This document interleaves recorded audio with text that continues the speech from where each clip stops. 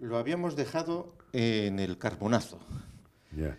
El Carbonazo fue la ocasión para que en la relación de presidentes de la República de Venezuela, en general, al margen de la bolivariana, pues después de Chávez aparezca Carmona como presidente y también aparezca Diosdado Cabello como presidente provisional Sí, durante de un una par de sola. días. ¿Eh?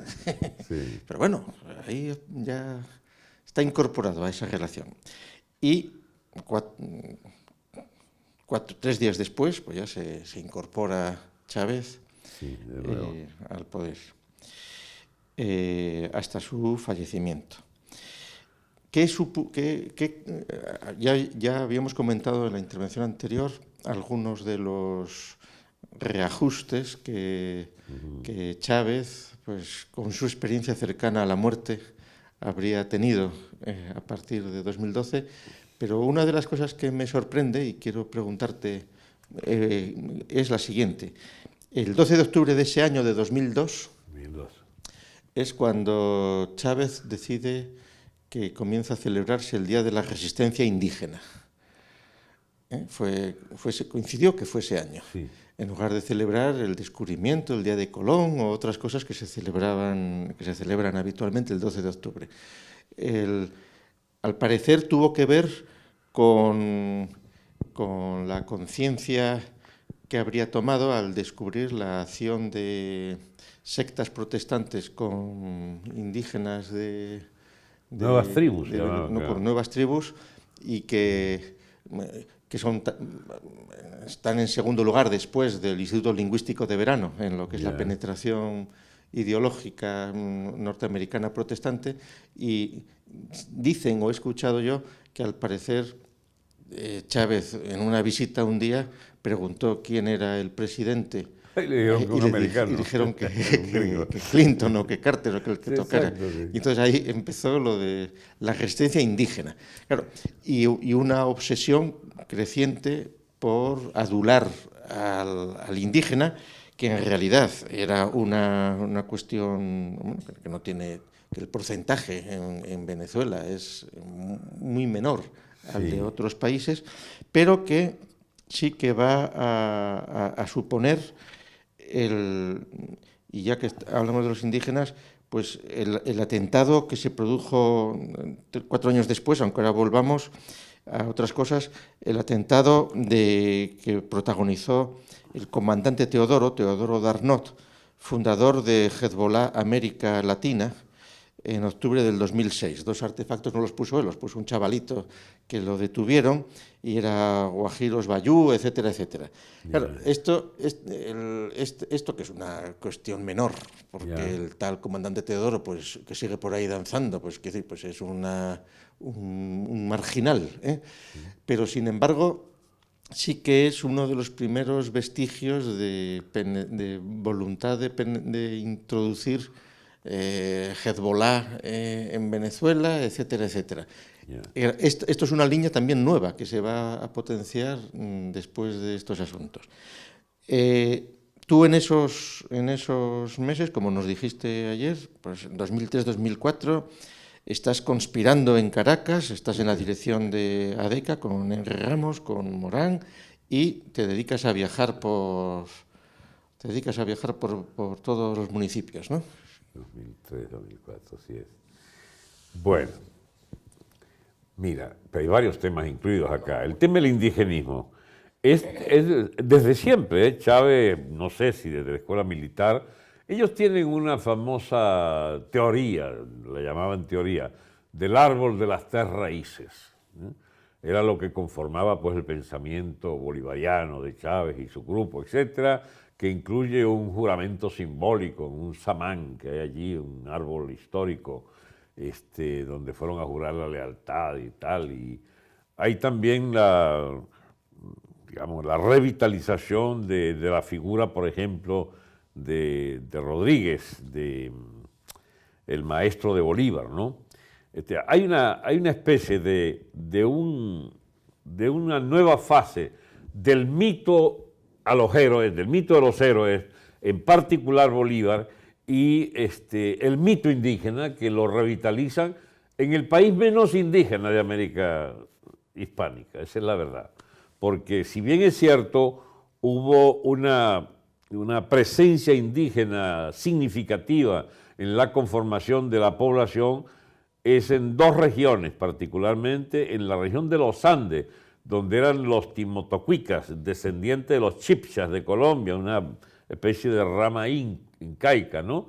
Que son gente muy apacible, cero guerreros, eran de los que hacían las paredes de piedra allí para contener la erosión de montaña, eran pueblos muy laboriosos, pastores y agricultores, y difícilmente hubo algún motivo allí para que se les recuerde como tribu guerrera o algo así por el estilo. Las otras eran tribus realmente primitivas, motilones, piaroas, etcétera, y incluso descubiertas en el siglo XX de todas estas etnias pemones, maquiritares, etcétera, del sur de Venezuela, en Bolívar.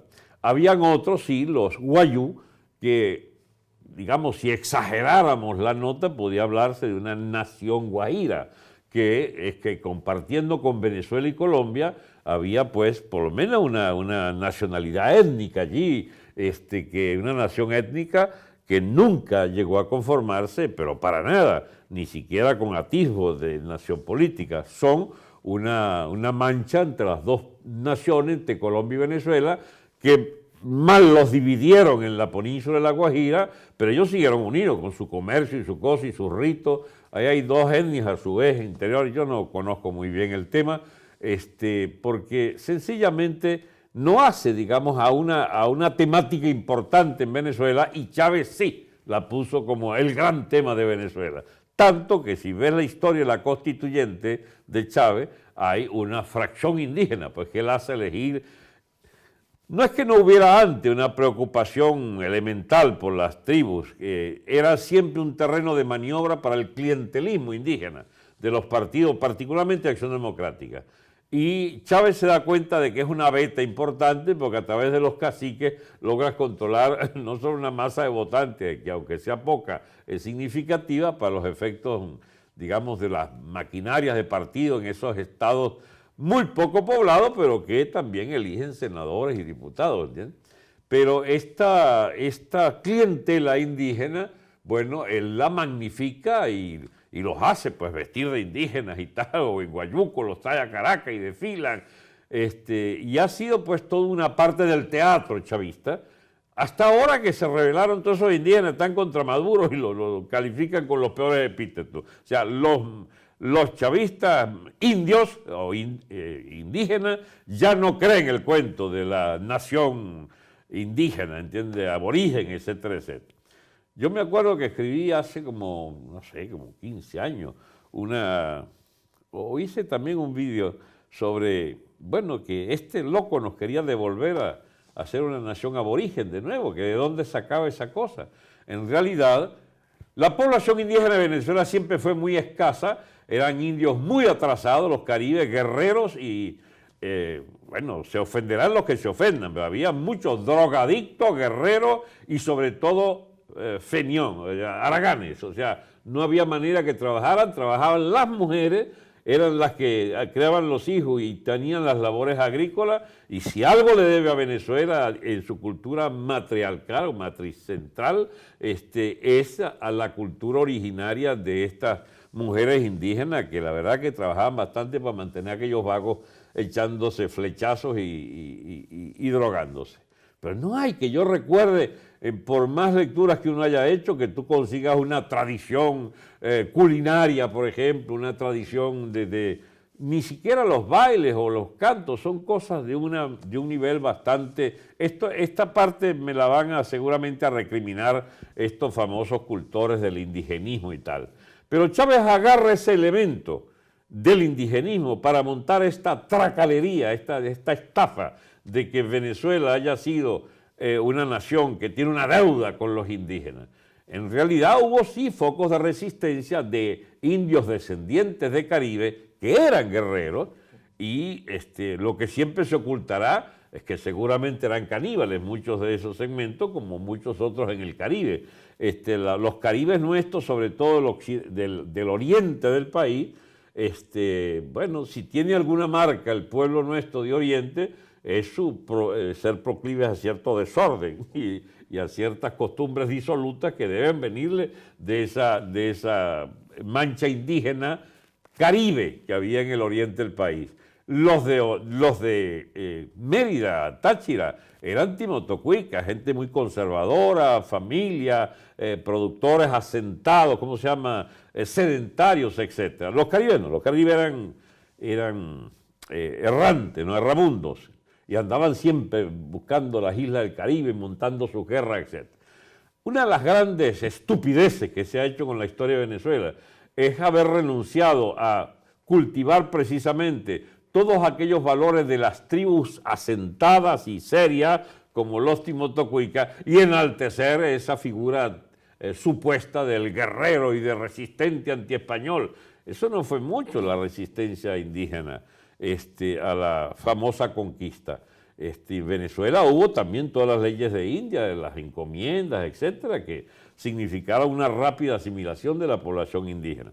Ahora, el tema venía porque, digamos, en la constituyente, Chávez entonces puso de relieve pues, una representación indígena en la constituyente. Y, bueno, y se organizaron los Juegos Indígenas. Ya, eso era tu tema. En realidad, no, los Juegos Indígenas no lo habíamos mencionado, pero eso es otro asunto también. Y bueno, y el delirio de la irracionalidad y del desprestigio ideológico del siglo XXI, pues son todas una serie de ceremonias que cuando Chávez estuvo enfermo con su cáncer, pues retransmitían las televisiones oficiales haciéndole saumerios y haciéndole augurios y supuestas ceremonias indígenas para curarle, solo comparable al delirio después del pajarito de Maduro, ¿no? Que sí, que son unas situaciones ya que disuenan del grado de racionalidad que se supone que tiene que tener cualquier ideología, y más si se presentan de izquierdas, ¿no? Yo te voy a ser sincero.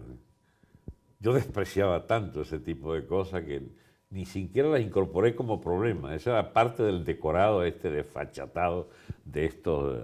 son parte del decorado, son parte del decorado, pero demuestran, en el fondo, un desprecio muy grande a quienes tienen esas creencias. Es decir,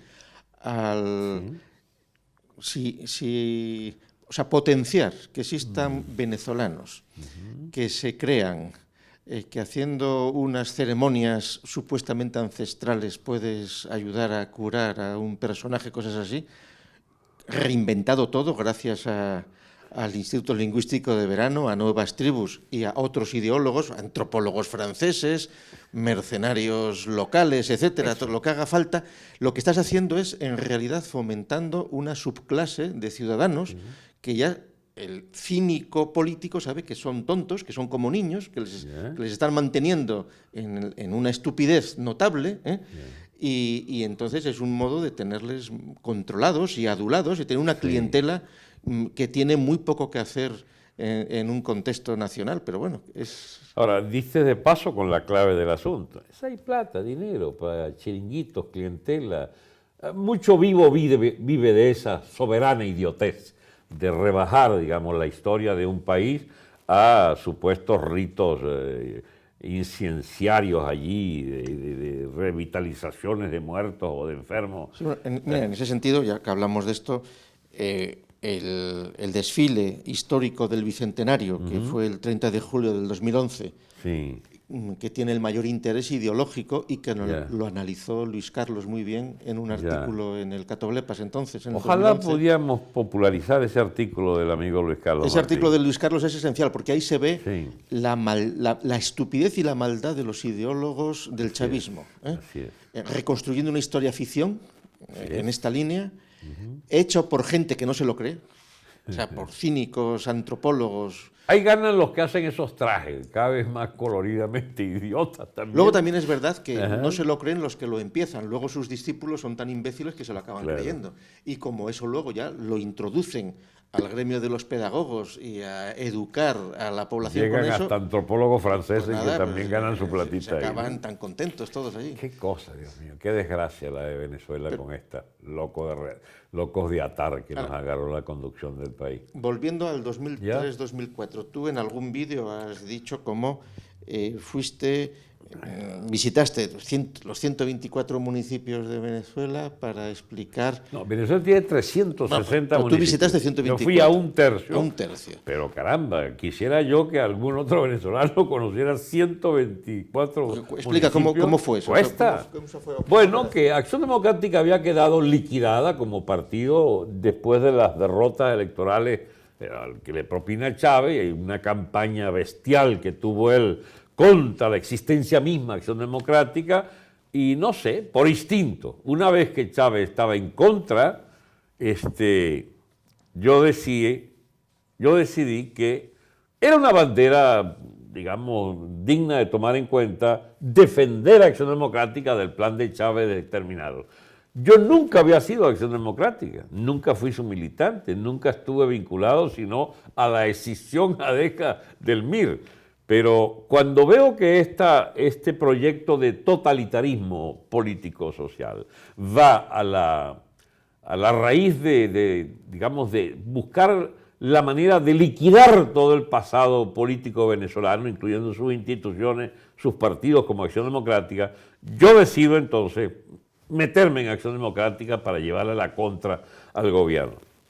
Me aceptaron de las mejores maneras allí en la cúpula del partido, y compartía con el señor Marín, el RAN y Henry Ramos y Armando Shell y toda esta gente, la dirección del partido. Era un invitado permanente a lo que se llama el CEN, el Comité Ejecutivo Nacional, y al cogollo, a la dirección política, que anduvo en esos ajetreos de mezclarse con lo que era una conspiración militar de otros segmentos, en particular de la cúpula de las grandes televisoras y periódicos, que eran los animadores en trastiendas de esa. Después ellos lo negarán y dirán que, qué sé yo, a lo mejor dirán que hasta yo los calumnio. No, me consta que estaban todos en la conspiración militar. Y lo que prueba eso es lo que ocurre precisamente el 11 de abril, para amanecer el 12. Bien, en esas conspiraciones entonces andábamos con enormes posibilidades de incidir en quién debería ser incluso el sustituto de Chávez en esa jornada de abril del 2002, que dan al traste con la dictadura de Chávez y logran con la movilización hacia Miraflores colocar en una situación de confrontación abierta. Acuérdate que teníamos con nosotros la Policía Metropolitana, dirigida por el alcalde Peña, que había sido chavista y se había pasado para el campo opositor. Estaba Simonovich y otros, y los jefes de los comisarios pues, policiales, que se pusieron, pero es que ni siquiera era por la cooperación, era en la defensa de la movilización contra las bandas armadas chavistas que hacían estragos llegando al Palacio Miraflores, tiroteando de la manifestación. Y hubo muchos muertos de tiros en la cabeza por francotiradores armados de fusiles de esos Dragunov, que bueno, ocasionaron pero varias decenas de víctimas allí, y por supuesto ahí terminó la movilización, pero sí quedó el estallido de la cúpula militar. Y hay una anécdota que dibuja perfectamente el momento de esa crisis. Había una cadena de radio, esos walkie-talkie que tenía Chávez con sus más cercanos compinches, ¿no?, de la Fuerza Armada. Él lo llamó la Red Tiburón. Entonces, Tiburón 1, que era él, llama a Tiburón 2, al 3, al 4, al 5, ¿no? Y entonces, cuando él hace ese llamado, Tiburón 1 llama a Tiburón 2, no le responde, era el jefe del llamado CUFAN, del Comando Unificado de la Fuerza Armada. Tiburón 1 llama a Tiburón 2, a Tiburón 3, a Tiburón 4. Le respondió como el Tiburón 6, ¿entiendes? Que era, digamos, alguien que no tenía la capacidad de movilizar ni de defenderle. Cuando él se ve en esa situación de absoluta soledad y que hay en Miraflores una delegación de las Fuerzas Armadas que están arrinconadas allá ¿cómo se llama?, en Fuerte Tiuna, que es el centro de las operaciones militares de toda Caracas. Bueno, desde allá mandan un delegado a decir, mire, entréguese, porque esto está mal. Y hay ese vacío de poder en la noche de 11 de abril del 2002. Y bien, él se va y lo ruletean por ahí, como decimos nosotros, lo cargan de destino en destino, va a la base de Turiamo, lo llevan finalmente. Habían partidarios de liquidarlo esa noche. Muchos antichavistas recriminan a los captores de esa noche que por qué no lo zumbaron al mar, hubiéramos salido de todo este problema. Habían soluciones fáciles y expeditas a granel aquella noche. Pero lo cierto es que con mucha suerte y al parecer por varias escenas digamos, de autoconmiseración y de imploramiento de todo tipo, le perdonaron el pellejo, en mala hora, porque de verdad mira lo que ha ocasionado la permanencia de Chávez. Cuando él regresa a las 48 horas, producto de aquel impasse absoluto, de una clase política que se liga con la clase militar como forzosamente y no le da una solución permanente. El caso es que Carmona ni siquiera nombra a un jefe del ejército como ministro de defensa, nombra a un marino. Los marinos son una fuerza minoritaria. La clave del pie de fuerza del conjunto de la Fuerza Armada es el ejército. Ha debido nombrar un general del ejército para sustentar aquel gobierno endeble, ¿no? Y entonces, bueno, estallan las trifulcas internas. Yo conocía a todos los tipos que estaban allí, algunos de ellos los había conocido en reuniones conspirativas, y hay una cosa que, no sé, nunca le he contado, sí la conté una vez creo, que quizás nos dé la clave. El comandante del ejército, la clave para entender esa situación, la clave del ejército, el jefe del ejército era, lo llamaban Rapidito Vázquez Velasco, Efraín Vázquez Velasco, jefe del ejército. Como a los 6 o 8 meses lo van a poner preso una comisión por allá arriba en la zona de ¿cómo se llama? Manzanares, una zona de edificios allá en Baruta, arriba. Y el pueblo salió a defenderlo y echó a la comisión de la seguridad militar que quería llevárselo preso. Bueno, yo veo por televisión, porque en ese momento, en esos días, había mucha transmisión en directa de cualquier evento, y me voy a la casa del tipo, ¿no? Y entonces allí participé en lo que ya era la despedida de la gente que había logrado salvar al general Rapidito Vázquez Velasco de que se lo llevara en los servicios de inteligencia. Lo saludo y entonces le digo que yo quisiera hablar con él. Me cita para el día siguiente en su casa. Voy y lo primero que se me ocurre preguntarle al día siguiente cuando hablo con él a solas, digo, caramba, general, una curiosidad. ¿Usted qué fue lo que usted sabía lo que tenía entre manos ese día del desbarranque, de la caída de Chávez? Me dice, y de cómo se dejó ir en esa oportunidad. Me dice, mira Alberto, yo a veces me despierto y me siento en la cama sobresaltado, me dice, y me pregunto, ¿qué fue lo que pasó? ¿Qué fue lo que pasó? Yo no tengo respuesta. Yo, mire, general, lo que pasa es que usted tenía el poder y no lo supo. Y él se me vio así como diciendo, ¿será eso, no?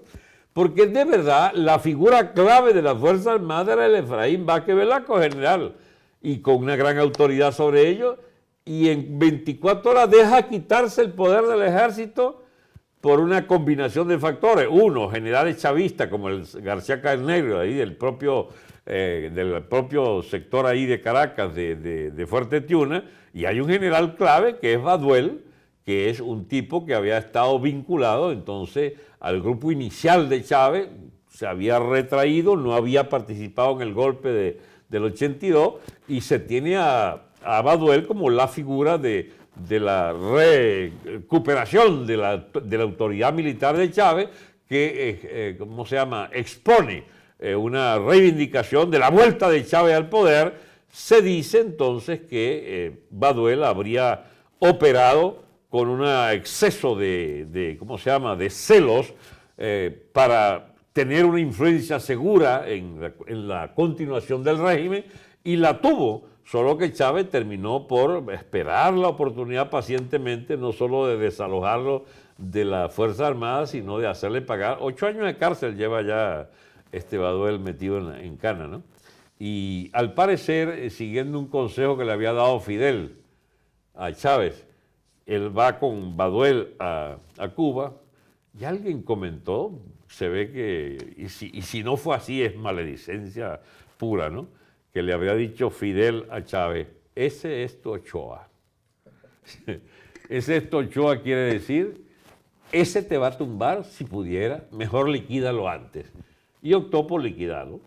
Lo zampó preso, pues desde el año 2007 está preso, 2008 está preso Baduel. Y Maduro heredó pues el preso y lo siguió poniendo preso. Bueno, entonces, la irrupción de Baduel y de la recomposición de los cuadros militares para entonces imponer la vuelta a Chávez y la rejuramentación de Chávez de la mano de un Diosdado que había estado perdido, se había fugado vestido de enfermera. Bueno, es la nota, digamos, ya cómica de esa jornada, ¿no? Pero Chávez, nada cómico, él llega consciente de que perdió realmente el poder y es la escena que te conté, que crucifijo en mano, él dice que perdona a todos sus agresores, que él va a hacer una enmienda importante, devuelve los militares devuelve los directivos de PDVSA, de la petrolera, a sus puestos y entonces está dispuesta a una nueva jornada. Ahí es bueno que ya metamos en el candelero algunos actores que no son habituales tenerlos, que es, ¿cómo se llama? Jimmy Carter y el presidente de Colombia, que era secretario general de la OEA para ese momento. Como es mi hábito, lo voy a nombrar, entonces se me olvida el nombre, que es el que confrontó la crisis con Pablo Escobar en su momento. Gaviria, César Gaviria. Bueno, César Gaviria y Chávez son artífices de la recuperación del poder político de Chávez a partir de una negociación que se le impone a la oposición, que como eran de imbéciles que no habían tomado el poder ni habían sabido conservarlo después de haber tumbado a Chávez, bueno, lo único que les quedó es ir en plan entonces de segundones a la escena de recuperación. Pero antes de que ocurra eso, lo estoy situando en febrero-marzo del 2003, hay que esperar el final de 2002, que es la huelga petrolera, los 2 meses de huelga Exacto. petrolera. Entonces, la presencia de Carter y de Gaviria es después. Es después de la huelga petrolera, ¿no? Entonces, es que se mezclan los acontecimientos, pero en estricto orden cronológico, Chávez regresa arrinconado, acepta que está en una condición de debilidad y la oposición vuelve relativamente rápido a tomar la calle. Para julio, agosto ya hay movilizaciones extraordinarias pidiendo su renuncia. Incluso el 10 de octubre hay una gran movilización que se dice superó el 1.000.000 de personas, convocada por la CTV y no ya, ¿cómo se llama?, Carmona, que se ha ido del país porque lo tenía preso Chávez por lo de la presidencia provisional y se había ido a Colombia asilado, se fue a Colombia y se asiló allá. Bien, entonces esa circunstancia de la efervescencia social y política la canaliza sustancialmente el líder de la CTV, Carlos Ortega. En octubre, noviembre, diciembre hay una presión, principio de diciembre, una presión extraordinaria para forzar una huelga general política. 2002. 2002, sí. Y entonces se hace esa huelga general política. Con tan mala suerte que no tenía un plan. El plan era, bueno, tumbarlo, pero ni siquiera se asumía como plan porque se pedía elecciones. La manía de venezolanos por poner elecciones, yo no sé qué manía tiene el país por las elecciones. Pero en todo caso es una opción mediática de los que siempre dirigieron la lucha en Venezuela desde 1999 hasta hoy, es esa peste de la aristocracia mediática de Venezuela que ha impuesto una y otra vez los interlocutores, los métodos de lucha, etc. Y eso hay la mano metida allí de todos estos personajes de la comunidad internacional, fundamentalismo democrático, etcétera, etcétera. Carter que luego se hará famoso con los dineros que su fundación recauda para ratificar que los procesos electorales somos los más avanzados y los más limpios del mundo, etcétera. ¿A qué intereses crees tú que responde, aparte de su propio ego y su propio chiringuito? Y su propio bolsillo. Sí. Mira, él tempranamente ya cumple un papel en Venezuela que es precisamente animando pues al gobierno a que, bueno, representa pues la pureza de los procesos electorales, ¿bien? Y lo llama Chávez mediante pago, porque Carter debe haberle ganado a Chávez 4, 6, 8, 10 millones de dólares, nadie sabrá cuánto, pero él sí sabe, por supuesto, montó una oficina incluso, una delegada permanente allí, la segunda a bordo del centro Carter la tenía una tal Jennifer McCoy, la tenía de asistente en Caracas, delegada directamente, y entonces, pero cumple un papel dual allí con, mejor dicho, de acompañamiento con Gaviria, secretario general de la OEA, para hacerle tragar a los venezolanos, hacerles comulgar con la rueda de molino de que todo tendría solución electoral. Y Chávez acepta aquel plan basándose en que ya tendrá el tiempo de adulterar los patrones electorales, etcétera, etcétera. Y hay una cosa que es donde cumple Carter su papel más siniestro, es garantizar pues la pulcritud de todo aquello, ¿no? Y la idoneidad de los mecanismos electrónicos estos que representaba ya, para ese momento ya debe estar no, es un poquito más tarde, la Smartmatic, que es una empresa que finalmente es Soros el financista de esa, y que por cierto están en España, en una empresa allí de un tal Mujica que agencia la transmisión por data.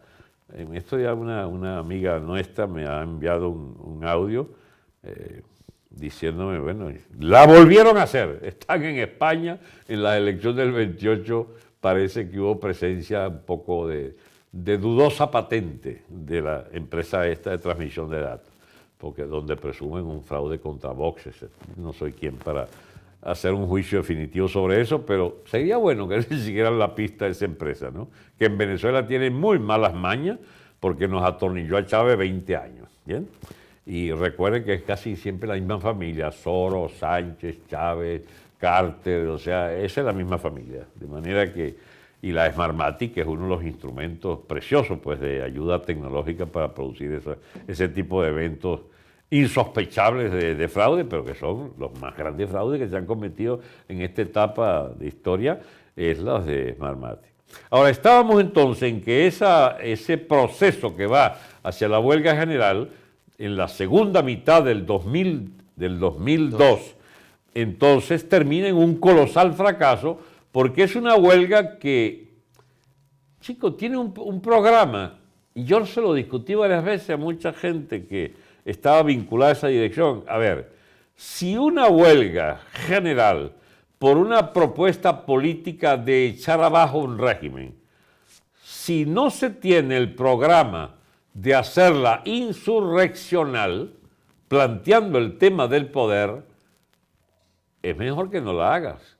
Porque para hacerla con un programa máximo, sin darte los instrumentos de generar a partir de ella la confrontación física con el poder y buscar la fractura militar, si no puedes hacer eso, pues no la hagas, limítate a una huelga de 24, 48, 72 horas, hasta 96, puedes tentar suerte que quieras arrinconar un gobierno, pero tú no puedes decir huelga indefinida pacífica.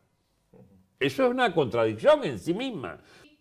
Huelga general que provoca una crisis económica en el país. Sí, una crisis en todos los órdenes, porque es un problema de orden público. ¿Cómo logras tú poner un país a trabajar y a que circulen las mercancías y a que abran los negocios, los bancos, que la gente haga una vida normal si hay un paro general de 2/3 de la población, pero donde además el gobierno abiertamente en contra de ese paro milita para rehabilitar o forzar la rehabilitación, perdón, la apertura de los negocios, etcétera? La banca la mantuvieron abierta con horarios forzados, etcétera. Bueno, entonces tienes un país en caos político y con una alta eventualidad de que estallara por cualquier lado. Pero fíjate tú, el ejército no movió un pelo. O sea, ya tenía Chávez el respaldo de la Fuerza Armada que se le había fracturado 6 meses antes, 7 meses antes, en abril, 7 meses antes sí, pero que esta vez ya contaba con la unidad militar y la coherencia de los mandos militares para que no ocurriera una fractura de ese tipo. De manera que esa huelga general fracasó rotundamente. Y como siempre me gusta decir, ¿no? Lo último explica lo anterior. ¿Dónde terminó esto? Bueno, en unas jornadas de, ¿cómo se llama?, de acuerdo nacional, presididas por Carter y por Gaviria, que son los armadores de esa propuesta de pacificación y de acuerdo general, etcétera, que lleva a un plan de difícil realización, pero que Chávez lo aceptó cuando ya lo había derrotado en la esencia un supuesto plan de revocatorio, de una aplicación de un artículo constitucional que permite que tú puedes, con más de la mitad de lo que votaron al presidente, si reúnes esa más de la mitad, puedes entonces forzar una nueva elección. Eso fue en 2004 ya. El referéndum Bueno, revocatorio. es que los tuvo un año y pico un año, en trámites continuos de buscar las firmas, que las anulaba. Sí, para conseguir los 2.400.000 firmas que salieron. Hasta que logró entonces saber que los había frustrado y, bueno, liquidó pues la alternativa. Y luego en ese referéndum Chávez quedó revalidado. Sí, así fue. Encima fue un ridículo, digamos. Descomunal. Descomunal o otro fraude. Contable. No, yo creo que fue un las fraude. Dos cosas, ¿no? No, fue un fraude, seguro que fue un fraude. No hay elección de Chávez desde el 2001 al 2013 que muere, que no haya sido fraude. Y las de Maduro también son fraude.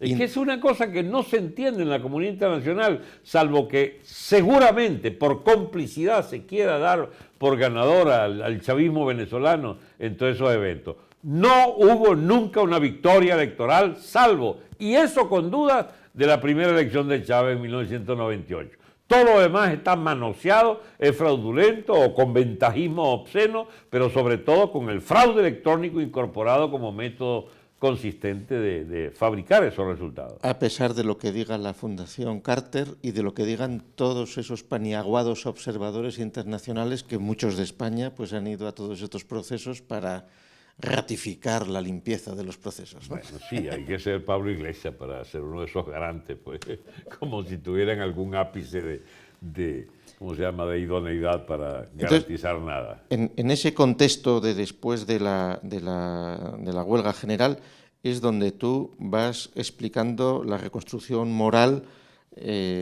por un montón de municipios de Venezuela en 2003-2004, ¿no? Sí, en realidad 2003, 2004, exacto, son años de recomposición política, porque entonces, de los partidos, quiero decir, porque era la necesidad, pero es que hay un trastocamiento de fecha. En realidad, el año 2003 es un año de, ¿cómo se llama?, en que hago parte de esas jornadas, pero también el 2002. Yo fui a muchos municipios de eso. Y había la voluntad de reconstruir el partido y estaba en la... Acabo de asociar, porque ese es el problema, cuando hablas de fecha, tienes que... Hay hechos que te hacen clic, ¿no? Te asocias.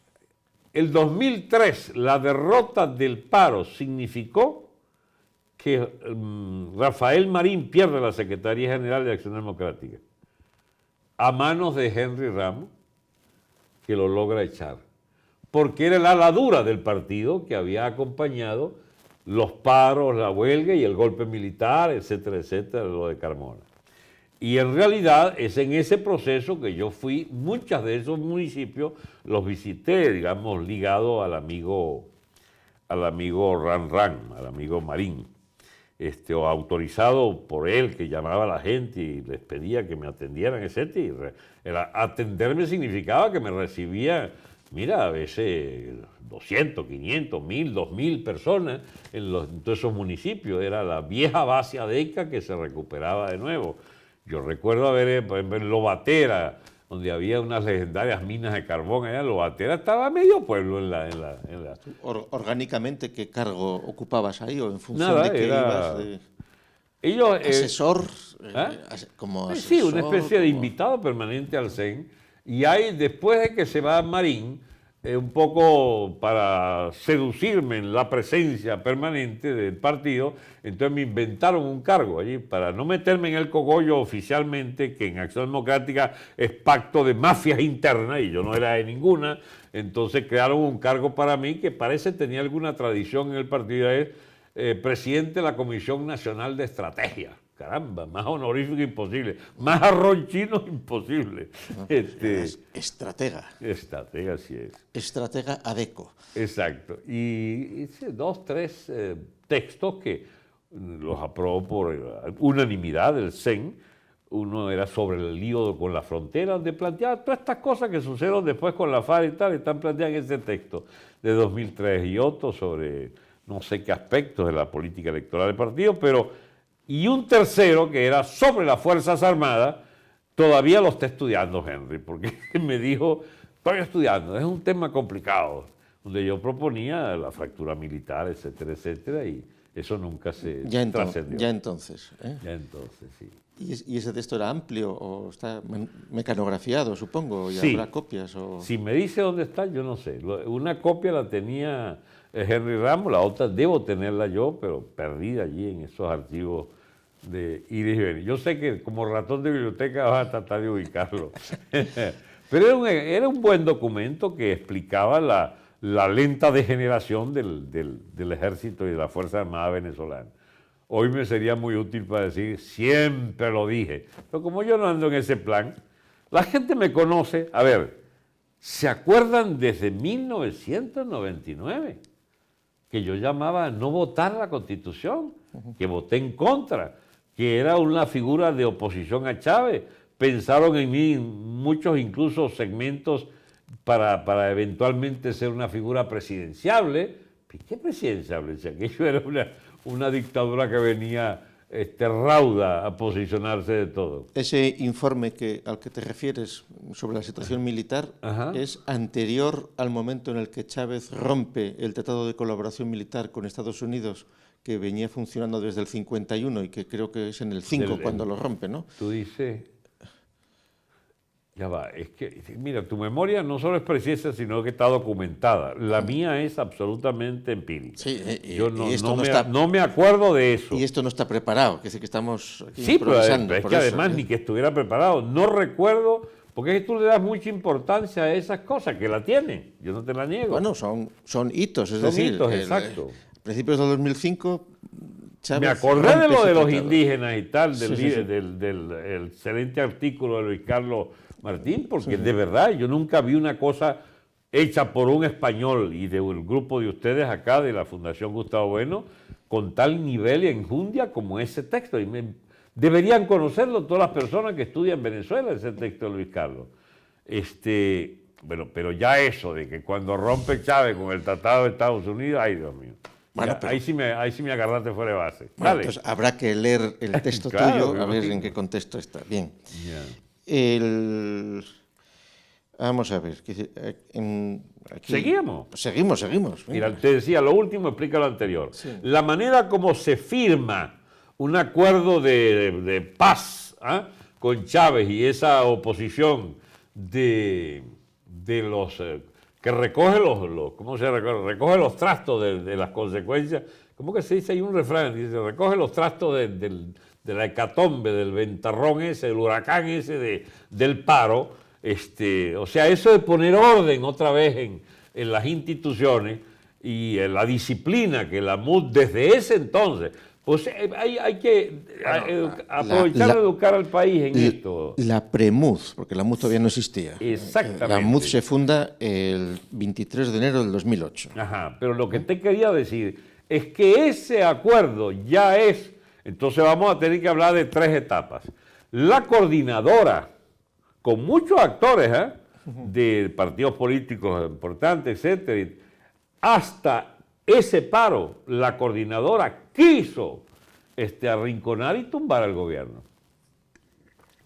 Ese interregno ya es entonces bien de ilusiones democrateras de que puedan arrinconar a Chávez con elecciones a las que Chávez siempre le hace fraude, y una tercera que es ya la degeneración de la propia MUD. Hay una pre-MUD, pero antes de la MUD, en estricto sentido, no es esa política de complacencia y de cabronería al gobierno, que es la que hace la coordinadora. Nosotros éramos parte de un esfuerzo real por echar al gobierno y arrinconarlo. Esa es la coordinadora, es una etapa que yo reivindicaría en la lucha frontal contra Chávez. Sí, a pesar de que, curiosamente, cuando se constituye la MUD, se busca que sea precisamente el 50 aniversario de la expulsión de Pérez Jiménez. O sea, Sí. como habíamos empezado esta conversación, 3 días después de la reunión en Nueva York con el delegado Sí. para América Latina Te participo que eso Pentágono. no nos enteramos mucho en Venezuela de lo que tú Bueno, no, pero pudiste vamos a atar ver. allí. No, el 23 de enero del 2008, cuando formalmente se organiza la MUD, buscan que sea esa fecha porque es el 50 aniversario Ahora de, sí te entiendo. lo de Pérez Pero Jiménez. en todo caso, No, pero- eso es tradicional en Venezuela, buscar siempre la bendito vínculo con... Es una fecha que habrá que revalorizar si no es la más desgraciada que hemos tenido. Claro, pero Cuando se tumba el único pero que gobierno por lo que vale tú la pena. dices, que la paradoja es que la pre-MUD sí Ajá. que estaba por cambiar el gobierno y luego la MUD va a Ya. cambiar totalmente, Ya. a pesar de recordar aquello. Entonces hay 3 etapas. Esa coordinadora reivindica la huelga general política de abril del 2002 y reivindica la huelga general petrolera y el paro cívico general de diciembre 2002, enero 2003. Lo que sigue después de las negociaciones con Carter y Gaviria allí de arpías externas ayudando a Chávez, bueno, ya es entonces una etapa de recomposición del régimen político. Y la última etapa, ya MUD, es la desvergonzada colaboración para sostener el régimen, que algo así, bueno, su símbolo no por casualidad es Caprilito. ¿No? Las candidaturas de Caprilito, las candidaturas de uno que llamamos nosotros el filósofo del Zulia, el señor Rosales, son personas o ahora este último, ¿quién fue el candidato a este último, Dios mío? Sí, volvió a ser Capriles 2 veces, fue el candidato Capriles, ¿no? Y ahora últimamente que ya fue un colaborador de Chávez, el gobernador de Miranda, de Lara, Falcón, que bueno, él mismo pues fue chavista hasta no hace nada y fue el símbolo de algunas fuerzas, restos de fuerzas que le acompañaron en esa elección de cómplice de Maduro para reelegirse Maduro presidente. Antes de la Constitución, a principios del 2008 de la MUD, en 2007 tú comienzas a tener un activismo utilizando ya YouTube con el programa, o bueno, con el portal, con el canal de YouTube que se llama Franceschi Habla. Eso fue de febrero del 2007 a julio del 2007. Ahí se conservan hoy 34 vídeos en YouTube que cualquiera puede ver. Supongo que no habrás borrado ninguno, que estarán los que hiciste, porque está ahí. Sí, yo nunca borré nada. Por eso, que está ahí. Es decir, que como... fíjate... Y en ese momento tú seguías colaborando con... No, yo con estaba los AD, independiente totalmente. ya había acabado aquella fase de estratega de AD, ¿no? De los AD. Sí, pues yo me fui de AD en 2004 prácticamente. Yo estuve 1 año allí, más o menos, de presidente de la Comisión de Estrategia. Este Ramos es muy astuto. Él creía que yo creía, que yo me creía que era el presidente de la Comisión de Estrategia. Pero aquello es el propio jarrón chino, ¿entiendes? La autoridad del partido la tenían ellos y él personalmente. No, chicos, yo me fui tempranamente de esa experiencia del señor Henry Ramos y hasta hoy, pues, nunca más fuimos en realidad aliados ni amigos. Esto Franceschi Habla, tú comienzas activas esas intervenciones por vídeo 2 meses después de que por parte del chavismo junten fuerzas haciendo el PSUV, el Partido Socialista Unificado de Venezuela. Esas cuentas las llevas tú. A final de 2006, bueno, no, pero que coincide, que sí, para que te sitúes. Sí, pero el PSUV no es nada especial. El PSUV Bueno. es maniobras de Chávez para volver a dar una cara Bueno, renovada, bueno, digamos, no, vamos a ver, no, a la misma peste política de sí, siempre. la misma peste visto desde fuera y con brocha gorda, pero Exacto. si analizas los micromovimientos internos del chavismo, crear el PSUV supuso orillar a quienes no estaban ahí, Ya. eliminar otros partiditos y otros grupitos y favorecer el control riñón de unificado, incondicionales, el control me unificado de asunto. Es decir, Ya. que tiene su importancia en términos de la consolidación de lo que fue el chavismo, ¿no? Claro, es que él quería dejar un instrumento, o quería generar un instrumento de permanencia en la conducción del Estado. Y mira, algo fuerte era porque logró mantenerse 6 años después de su muerte, ¿eh? Claro, bueno, Y es un nido de ratas, pero es un nido coherente. y el mismo año en el que tú empiezas esos vídeos, pues se produce el intento de Chávez de modificar la Constitución para favorecer Exacto. la reelección indefinida. Y allí sí hay una cierta actividad de muchos de nosotros que estuviéramos retirados, porque vamos a por él, o sea, no aceptarle la constitución comunista. Proponía una constitución ya abiertamente autoritaria. Y también lo que Y hace, se le derrota. y lo que hace el régimen es no renovar la licencia a RCTV, Ajá, que es el exacto. modo de quitarles del aire. Así es, Radio Caracas Televisión, Sí, sí. sí, sí, sí. Y es allí donde hay la ruptura de Baduel con Chávez, porque la pequeña historia de esa reforma es que Chávez acepta, según su propia expresión, han ganado, sí, es una victoria pírrica de mierda, textualmente, palabras del ciudadano presidente de la República. Han ganado por unas décimas, dice él. En realidad, se estima que por lo menos 2/3 de la población votó contra esa bendita reforma, ¿bien? Y él la convirtió en una victoria pírrica de mierda. 50,7 o algo así, ¿no? Exacto. Entonces, ahora, ¿por qué Chávez aceptó esa derrota? Por décima.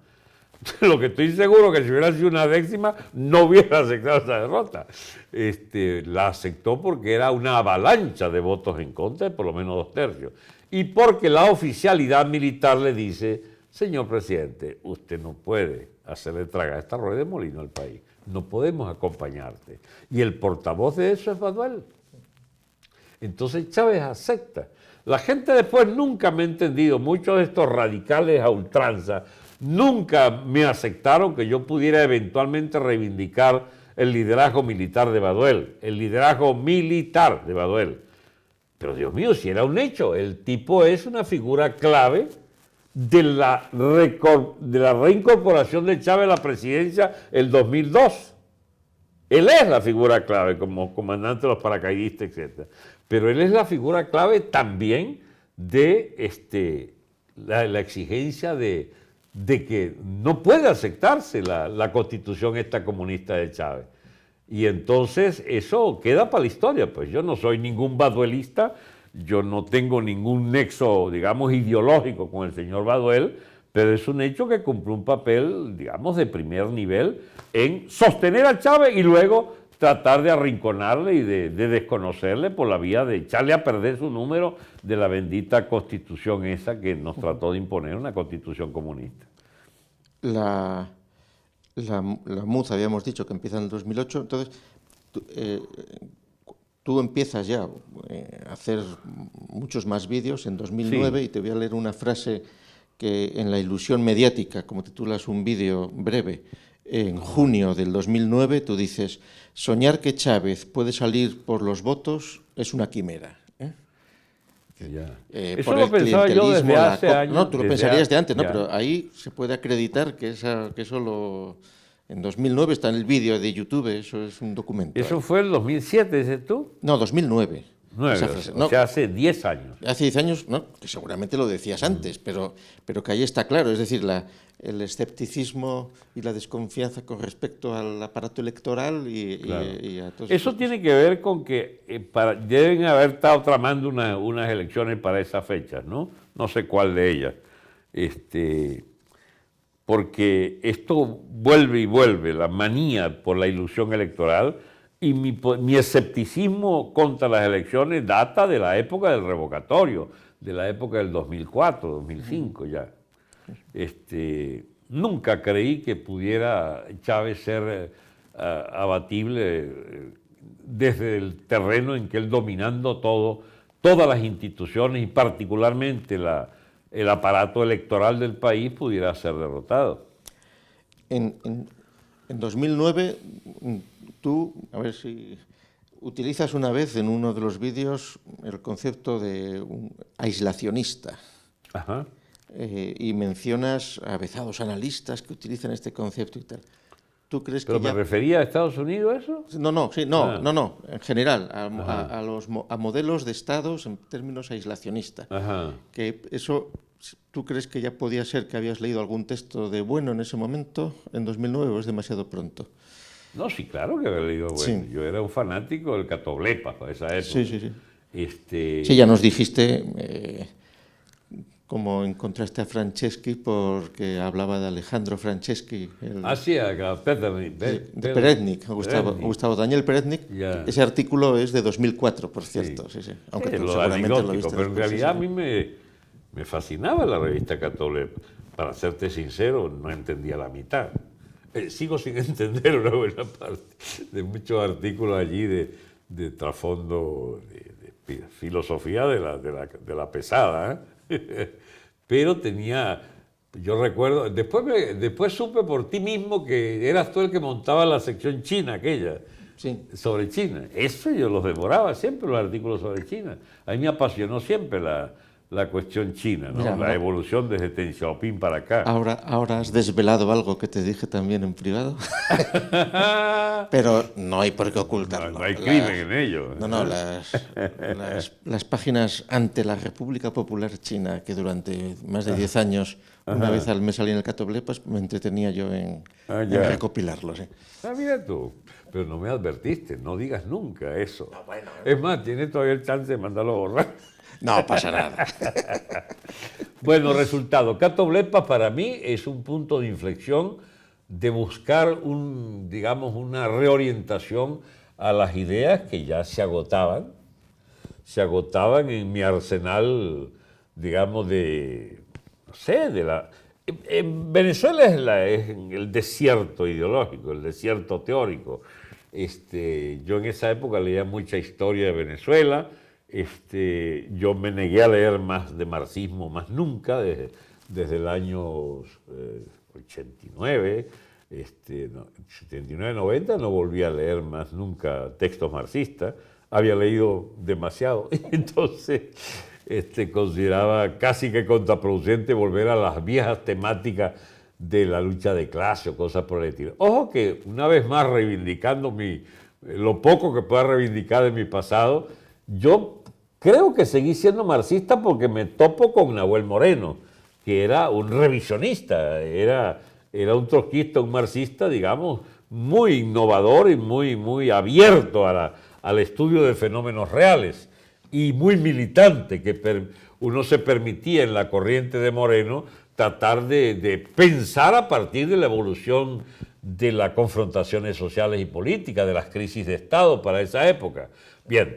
Pero estamos entonces en los 90, ya yo he dejado de ser marxista 10 años antes, 11 años antes, y esto supone entonces una especie de búsqueda permanente de un nuevo eje, no de alineamiento, sino de recentraje, de qué tipo de opciones teóricas puede tener cualquier persona que, no siendo ningún funcionario de ninguna ideología, ni siendo partidario o aspirante a ser parte de ninguna clientela de ningún partido, quería tener un método de análisis. Y es allí donde consigo pues los primeros elementos, rudimentos teóricos rudimentos no por precarios, sino por utilitarios en la revista Catoblepa, ¿no? Y rápidamente empecé a oírle, ya ustedes también empezaban los videos para esa época.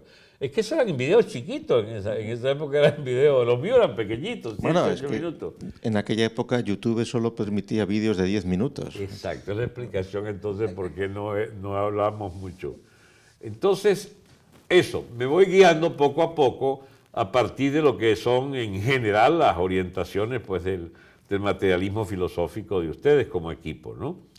Y hasta hoy que mantuve ese interés y hemos constituido pues toda una corriente de amigos que les sigue con mucho interés a ustedes. Repasando tus vídeos del 2009, por ejemplo, ahí se ve cómo estaba ya totalmente cuajado todo el asunto. Es decir, hablas continuamente de la boliburguesía, hay uno precioso con fondo de pajaritos, donde dices que soy productor agropecuario aquí en la finca, que seguías. Pero fíjate tú que esas son incursiones en la política, pero de mi situación social es la de un tipo apartado de la vida urbana. No, por eso, soy productor agropecuario. Tú estás ahí en Yo opinaba porque estaba como en la obligación de ¿cómo se llama?, de responderle a mi público, a la gente que me había seguido, que me preguntaba, ¿dónde está usted metido? Bueno, yo estoy en una vida distinta a la que ustedes esperan de mí, pues. Y que curiosamente, aunque algunos seguíamos lo que pasaba en Venezuela, todavía era bastante desconocido, pues qué sé yo, el aló presidente, o que cuando Chávez, y seguramente esto habría que analizarlo, digo, el gran público, seguramente el gran público en España, por lo menos, el conocimiento de lo excéntrico del chavismo es en 2010, con el famoso expropiese. Sí. Claro, pero y ahí fue cuando mucha gente empezó a saber que Chávez era Chávez. A saber que aquello fue una cosa tremenda, en febrero de 2010. Pero en 2009, viendo los vídeos tuyos de esa época, se ve como el análisis de la situación pues es totalmente actual. Para peor. Sí, yo veo esos videos y digo, Dios mío, estas cosas estaban ya claras hace 12 años. Yo, por ejemplo, fíjate, yo siempre recuerdo, el 9 de noviembre del 2009 fue eso. Hice un video que dice algo así como, un artículo fue ese, pero también hay un video. Nuestras bases yanqui en Colombia. Y ya defendiendo la tesis de que las bases norteamericanas en Colombia eran una garantía para Venezuela. Chávez estaba indignado, por supuesto, con su célebre antiimperialismo. Y que unos meses después es cuando se rompe Chávez con Colombia y la acusación de que las FARC están por parte ya. Claro, voy a aprovechar y contarte algo oficialmente aquí que quede en este video. Es decir, que fue en 2010 cuando Uribe denuncia que las FARC están en Venezuela. Te iba a comentar precisamente de Uribe. El 2003 yo fui a ver a Uribe. 2003. O 2003. sea, después del golpe. Acuérdate, 2003, en diciembre y enero, está el movimiento de Altamira. Son 200 oficiales que van a morir militarmente allí. Pero no echando tiros, sino echando discursos. Me perdonan los amigos oficiales, pero yo nunca vi mayor disparate en la conducción política de una Fuerza Armada que esas jornadas de mítines en la Plaza Altamira de Caracas. Es que todavía me indigno pensando lo que a mí me tocó escuchar en esa plaza, todo rodeado de ¿cómo se llama?, de algarabía y de, ¿cómo se llama?, y de propaganda sobre lo heroico que significaba aquella gesta, ¿no? Pues no era heroico nada, era una manera bastante cómoda de huir la responsabilidad de tumbar a Chávez por vía militar, porque fue a echar discursos en una plaza pública, y ahí hubo gente oficiales que salieron ganando muchos emolumentos que no eran propios, sino que eran colaboraciones para aquel movimiento. Eso algún día se sabrá. Yo no voy a andar aquí de adelantado, sapeando nada, pero sepan que yo sé, ¿bien? Yo sé de primera mano los que se llevaron fondos de esa gesta de Altamira. Pues bien, en esa gesta de Altamira quedó varios oficiales honorables, que los conozco, que siguieron tratando de montar una conspiración real contra Chávez, sobre todo de Maracay, eran varios de ellos. Y tomaron contacto conmigo para que les ayudara. ¿Bien? Y de allí, yo no voy a echar todo ese cuento, además que puedo cometer alguna indiscreción. La que voy a cometer es que yo fui a Bogotá a hablar con Uribe para buscar apoyo para ese movimiento militar. Ese ya murió, puedo decirlo. El cardenal de Bogotá, de apellido italiano, y si está viejito ya no le van a hacer nada por esto, yo me le aparezco por recomendación de un prelado venezolano, que no diré el nombre, me dio una carta, fui a hablar con el cardenal de Bogotá y el cardenal de Bogotá le pido yo hablar con Uribe y le explico para qué. Era para un vínculo orgánico con el gobierno colombiano para que nos ayudara en derribar militarmente a Chávez, en una conspiración militar.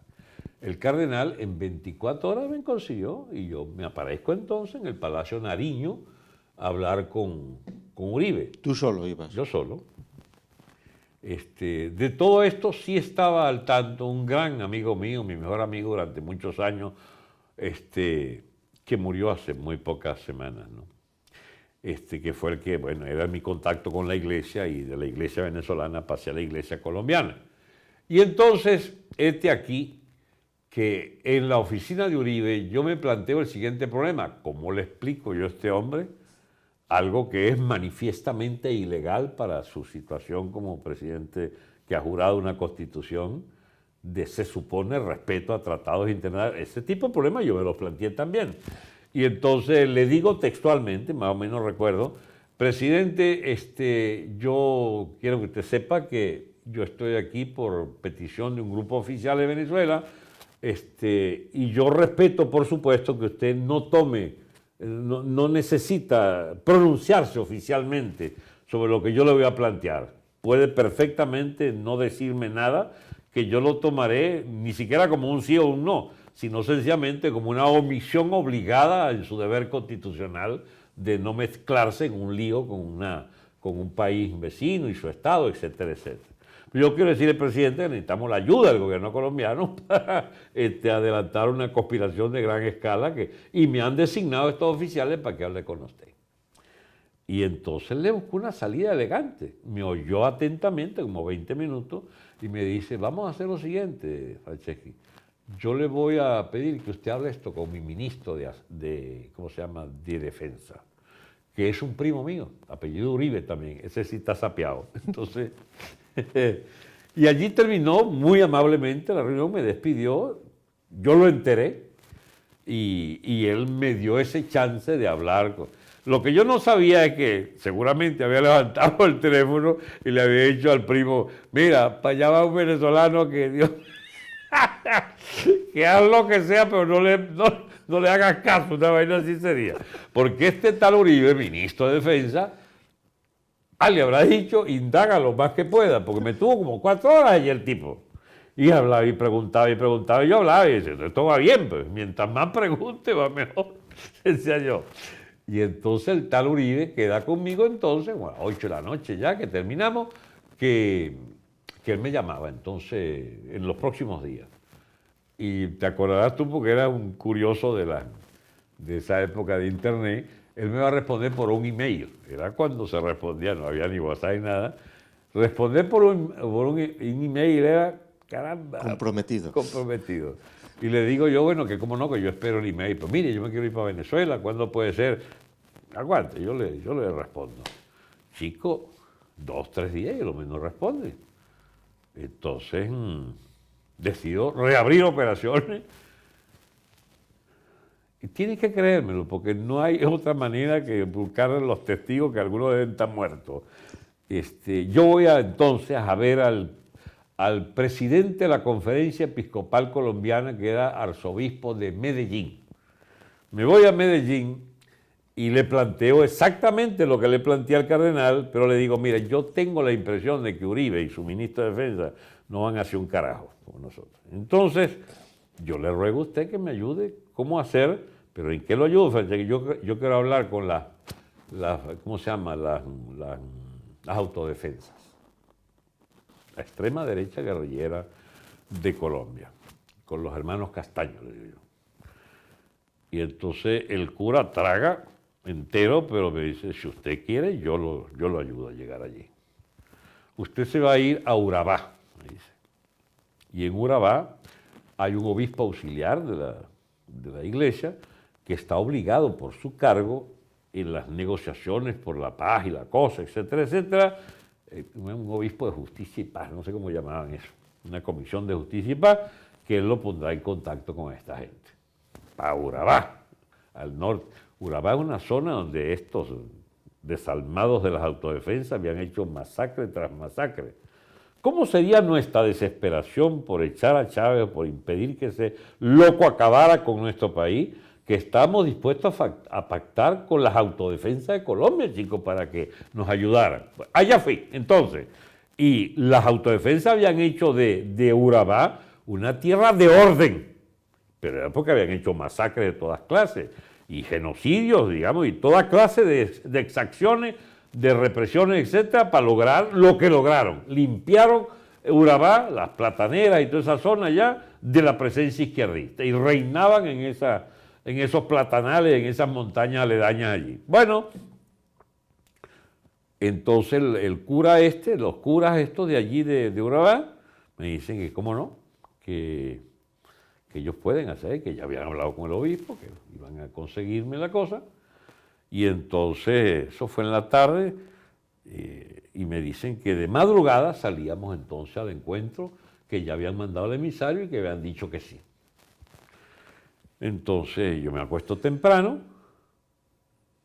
era un pueblo allí sin ninguna otra opción que dormir temprano, y además en una casa cural, era como esperado que fuera un señor muy recatado. Bien, me despiertan como a la 1 de la mañana, chicos. O sea, no amanezco, sino que me despiertan a medianoche. Me dicen, mire, no puede hacerse la reunión por la mañana. Hay que esperar a media mañana para que confirmen otra vez, porque hay un hecho inédito que no sabemos qué pasó. ¿Tú sabes qué había pasado? Que habían matado al tipo, a Castaño. Joder. Es decir, que yo he podido ir a una cita donde quedaba yo frito también. Bueno. Y se rompió aquel contacto, claro. Se rompió el contacto. Y esperé, no, está confirmado, está muerto, lo mató un hermano, que no sé qué cosa. Y me devolví para Venezuela con la frustración de no haber conocido al señor Castaño, que seguramente nos hubiera ayudado. Bueno, esta historia termina aquí, pero hay una cola que yo no sé, chico. Y que la digo porque, como dicen, yo no tengo preso amarrado. Y así queda grabado de una vez, para si hay alguna consecuencia de esto. Una persona, un comando de Venezuela, amigo mío, y del grupo Baduel, que había operado con la contracolombiana años más tarde, me dijo, cuando yo le dije, mira, yo casi conocí a este tipo así asado, me dice, él está en Israel. ¿Cómo es la cosa? Castaño, dices tú, el que mataron, que dicen, ese no está muerto nada, chico, ese está en Israel. Hay un acuerdo de Uribe con Israel, lo sacaron, etcétera, pero ese está vivo. ¿Cómo te quedó el ojo? ¿Tú que te la das de investigador? ¿Ah? No, hombre. Parece ser que el señor Castaño está vivo, no está muerto. Como dice aquella canción, no estaba muerto, estaba de parranda. Bueno, han pasado muchos años desde entonces, sí. Igual ya... A lo mejor ya murió de viejo. Igual ha muerto de viejo, pero entonces, esto fue en 2003. 2003. O 4 ya. No, 2003 todo, ¿no? 2003. Después de la huelga, sí. El amigo mío, el que murió, José Antonio, me dice que eso fue el 2003. Sí. Hace una asociación de hechos y tal, ¿no? Lo único que quiero decirte es que yo milité en esta historia de la conspiración militar hasta las últimas consecuencias. Allí hay un hecho que estropeó muchas cosas, que es una marramucia muy mal hecha de una conspiración militar en una finca cercana a Caracas, donde hay un personaje de oscura origen y de oscuro calendario de vida, un tal Alonso, Robert Alonso, una finca llamada Actari, donde traen 200 colombianos, seguramente de la misma filiación de esta, pero curiosamente esos colombianos los trae el chavismo y los pone allí en una hacienda para ser llevados a una operación donde iban a masacrarlos en Caracas. Y accidentalmente se descubre porque en un traslado en autobús ahí en el distrito del municipio de Baruta, allá arriba, en el Atillo, una patrulla descubre la cosa y están uniformados militares y cosas, y para la patrulla y se arma un escándalo y resulta que inconscientemente develaron todo el lío que iba a pasar con los pobres colombianos. Es la patrulla que detuvo a esa, yo hablé con los funcionarios, la patrulla que detuvo a ese autobús de militares de la finca Dactar y que estaban ya acantonados para salir a la gran operación al día siguiente, le deben la vida a esa patrulla policial de Latillo que hizo de Estado Público la cosa y entonces José Vicente Rangel se aparece inmediatamente y Chávez declara y tal, y entonces, ¿dónde están los colombianos estos? Eran 200, ¿dónde están? Discretamente los tuvieron presos unos meses y los deportaron después a Colombia, porque era un pueblo engañado que había llevado para allá. En realidad es una cosa de esas siniestras que preparaba Chávez, en connivencia con personas de aventureros sin principio que andaban siempre buscando una conspiración a cualquier precio, pero que no sabían quién conspiraba, si conspiraban al lado del G2 cubano, al lado de la policía de Chávez o al lado de quién. Ese es el peligro de esas conspiraciones. Incluso en una de reunión, a mí me dicen del otro bando donde me piden que vaya a investigar, porque me piden ir a una reunión. Y yo voy, pero pido primero autorización del grupo donde yo estaba. Mira, me invitan y me dice, anda a ver quiénes son. Y entonces yo voy. Y al día siguiente me dice mira, ahí eso estaba infiltrado. Ahí grabaron la voz tuya, pero que la confunden con la voz de Andrés Velázquez, que no tiene nada que ver, una voz gruesa y tal. Entonces, ay Dios mío, me llegaron cerca. Ahí me perdía yo para la finca otros meses más, ¿no? Porque de verdad estábamos en las conspiraciones. Sí se conspiró siempre, o sea, no tengo problema en admitirlo. Que parte de las veces que te retirabas a la finca era por prudencia. Claro, por mucha prudencia. Sí. No era... Porque tú cuando estuviste con Uribe y luego fuiste a intentar ver a los de la Contra, ahí no tenías miedo que peligrase tu integridad. No, yo veía, es que todo está muy bien organizado, muy bien planificado. Claro, y yo confiaba en la Santa Madre Iglesia. Si Uribe te recibió fue por la Iglesia, obviamente. Sí, claro. Era el que te daba... Y yo organicé varias veces con este amigo mío que te digo, organizamos varias reuniones de altos prelados con el núcleo militar, ¿no? Éramos el enlace con ellos. Y de ese núcleo militar siempre me quedó la idea de que ellos optaban por mi persona para cualquier operación de gobierno, ¿no? Eso todavía me lo plantean militares que dicen, no, que confiamos en Argentina más. Bueno, mira, eso primero hay que ver, le digo yo, si llegan. Segundo, si les permiten que sea yo. Y tercero, si me dejan vivir. Porque si ocurriera esa alternativa, los benditos carros bombas siempre son muy malos consejeros para personas que les resulten incómodos muchos intereses, como puede ser mi caso. Y no estoy dando ideas, ¿no? Sencillamente yo sé que ustedes saben que yo sé. Y sin embargo, andando el tiempo, acabarías por unos años después, en 2012, colaborando con Diego Arria, ¿no? Diego Arria me buscó a mí. En Valencia vivía yo, y en mi finca también estaba, que él quería que lo ayudara porque él quería ser presidente. Y yo le digo, Diego, esa consulta la pierdes de calle, eso ya está manejado, esto ya está atado expliquemos, por capriles. eran unas primarias dentro de la MUD en 2012 para presentar candidato que contendiera contra Chávez. Exacto. Y ahí se presentan varios. Exacto. Pero una mini anécdota. Sí. ¿Por qué Diego me busca a mí? El argumento de él es el siguiente. Cuando en 1999-2000 tú eras la persona que aparecía como la más, digamos, representativa para una eventual presidencia, yo te apoyé, lo cual es estrictamente cierto. Ahora yo te pido, que aquella vez no tuvimos suerte, esta vez tú me apoyas a mí para ser parte de esa campaña y que ganemos. Y es cuando yo le digo, Diego, no puedes ganar. Allí está Capriles, ahí está Leopoldo, ahí está... María Corina. estaba María Corina, pero le nombro a estos dos Sí, como sí, los sí, sí. autores del fraude seguro. Sí, sí, sí. Te van a moler, Diego, ahí no hay posibilidad de hacer nada. Está María Corina, que tiene mucho prestigio, le digo yo.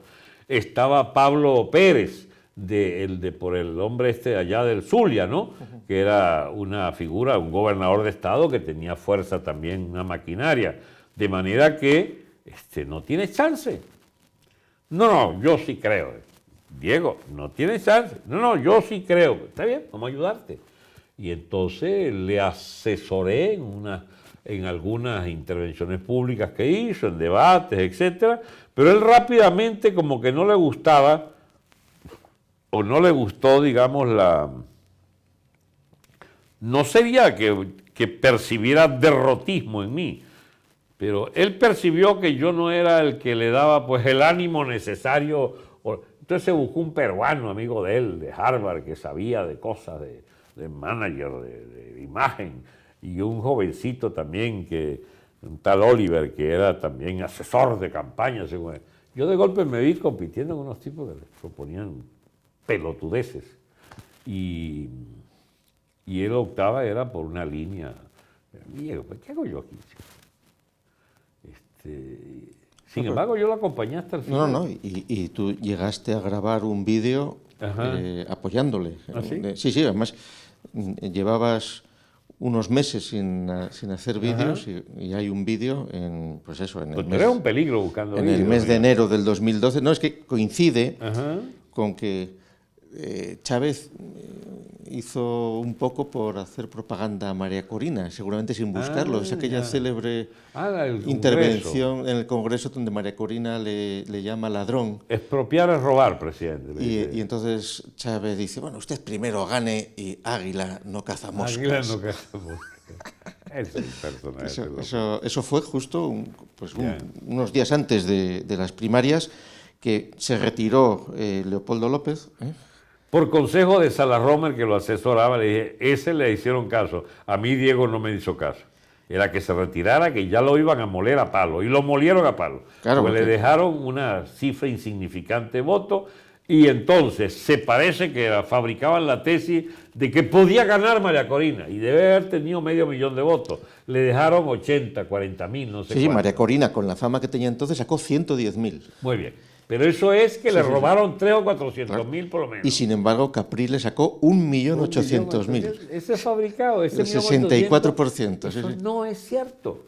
No, es Pero cierto esto, con lo que tú me dices. Esa es una fabricación del gobierno, esa cifra para Capriles. Una cosa que yo no entiendo. Estas primarias, aunque eran de la MUD, las gestionaba también el CNE. Y hay una comisión electoral de la MUD donde hubo platita de por medio. Y hay funcionarios del Banco Occidental de Descuento.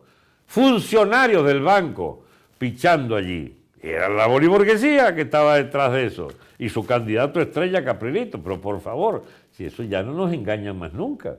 Eso es tráfico del grande el que hubo allí. Esto fue hace 7 años, ¿Sí? 2012. Mira, no vamos a llegar nunca al final. Sí, hombre, ya vamos rápidamente. En octubre del 2012, Maduro es nombrado vicepresidente y en diciembre de 2012 Chávez anuncia que si pasa algo que Maduro le va a sustituir. Sí. Que quede claro como la luna clara llanera que si algo me pasare, les pido que voten por Nicolás Maduro. Y entonces, formalmente o legalmente, lo que figura en los sitios es que Chávez muere el 5 de marzo del 2013. Pero murió el 28 de diciembre. De 2012 en La Habana. Sí, y hay quien diga que no volvió a revivir después de la operación del 16 de diciembre, que fue la última operación. Sin embargo, hay fotos que pudieran constatar que todavía estaba vivo, pero estaba liquidado ya. Y muere el 28 de diciembre.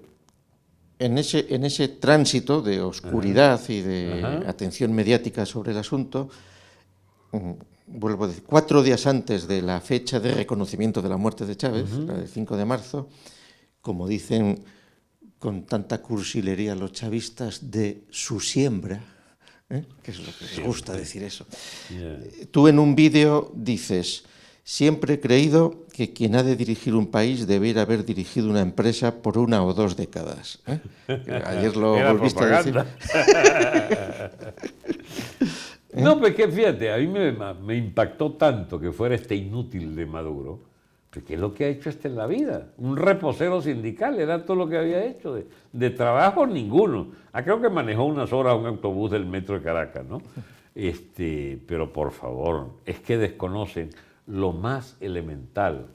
Mira, quien desconozca la formación de precios, de cómo se forman los precios, si desconoce eso, desconoces toda la economía y toda la posibilidad de arbitrar nada en leyes económicas.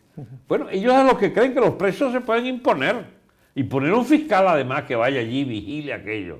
Por supuesto, acabaron con la economía, con la manía de controlar.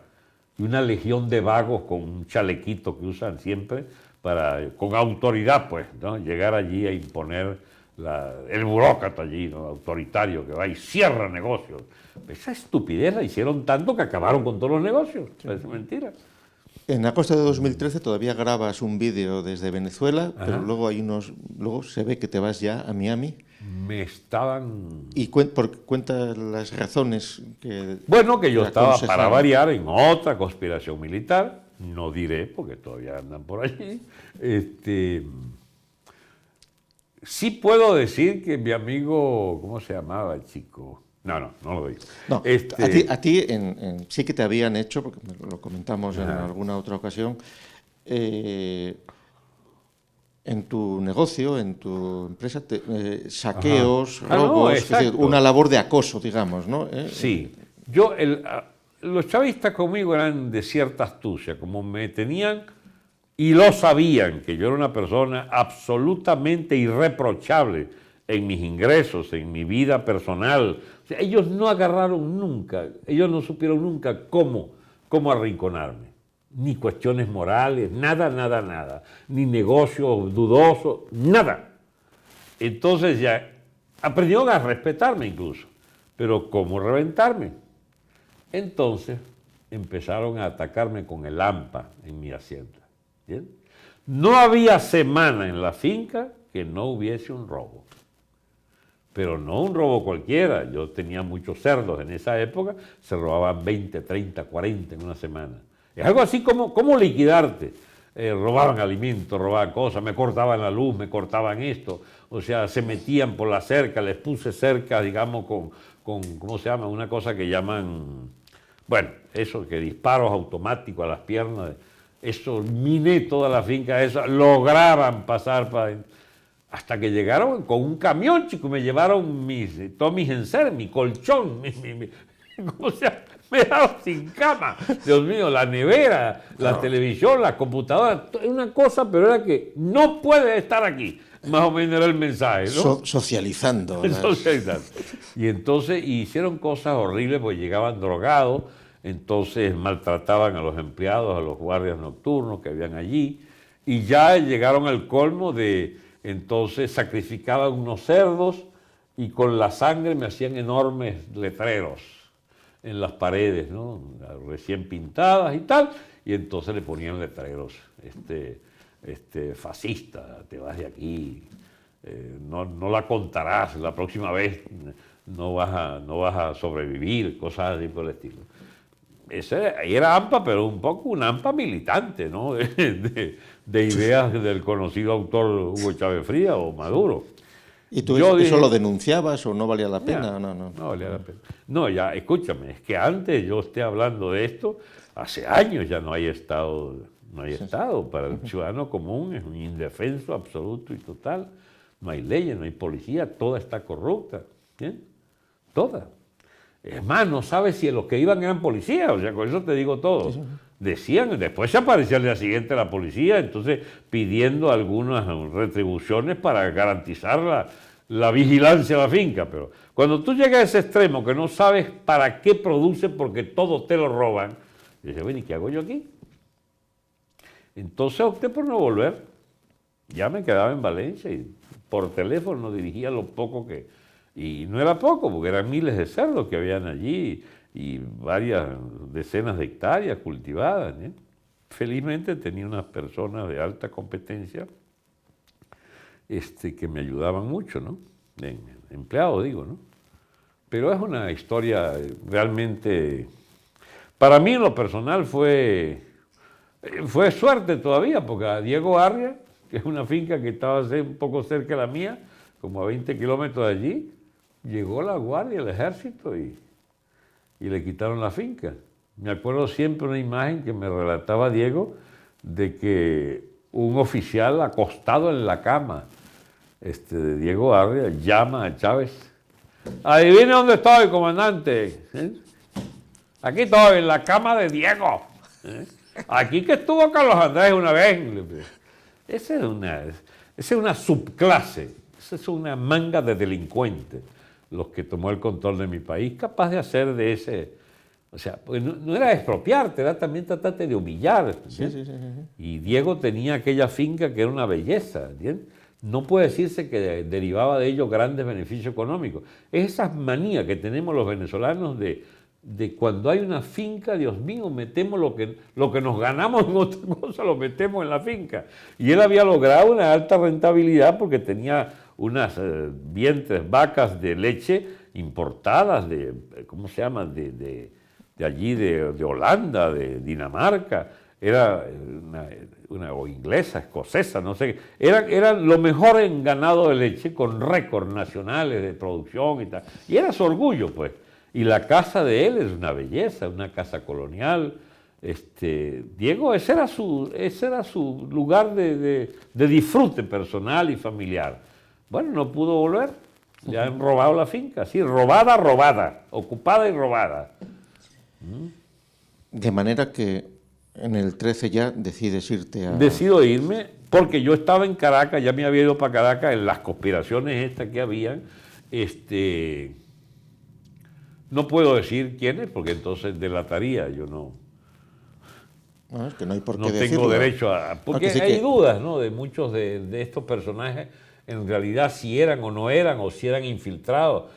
Yo, me piden que lanzara una advertencia que les convenía a ellos, según la cual había un decreto interno en las Fuerzas Armadas que sacaban a los cubanos de los cuarteles. ¿Bien? Y que por favor hiciera eso, que publicara eso. Le digo, mira, yo no voy a publicar eso si tiene riesgo, salvo, le digo yo, que salga del país, lo publique y espere la reacción. Porque si hay reacciones, entonces yo me quedo fuera. Hice así y exactamente. Eso me fui un viernes. Desde Curazao ya empecé a mandar artículos a miles de direcciones. Y en el lunes, García Carneiro, que es uno de los altos oficiales allí de la cúpula militar y gobernador de Estado Vargas, Franceschi anda con una conspiración, no sé qué cosa, etcétera, la fiscalía debería intervenir. Mario Silva en el programa Los Días, Franceschi anda, o sea, completico, esto ya me quieren agarrar. Yo no sé, yo no voy a dar posar de valiente o de cobarde si me quieren calificar. Yo al chavismo no le iba a pagar ni una hora de cárcel, ¿entiendes?